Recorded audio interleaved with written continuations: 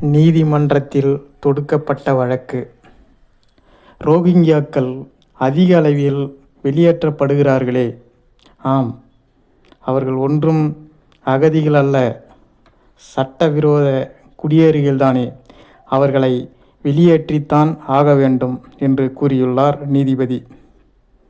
அவர்களை கட்டாயப்படுத்தி வெளியேற்றுவது அநாகரிகமானது இல்லையா? பிறகு அவர்களை சட்டவிரோதமாக வந்தவர்களை சிவப்பு கம்பளம் விரித்தா வெளியேற்ற முடியும்? அவர்கள் சட்டவிரோத குடியேறிகள் தானே என்று கூறியுள்ளார் நீதிபதி. அவர்கள் இதனால் கஷ்டப்பட மாட்டார்களா? அவர்கள் கஷ்டப்படுவதை பற்றி யோசிப்பதை விட நம் நாட்டில் உள்ள குழந்தைகள் பசியும் பட்டினியுமாய் இருக்கிறார்கள். அவர்களை பற்றி தான் நாம் கவலைப்பட வேண்டும் என்று நீதிபதி அவர்கள் கூறியுள்ளார்.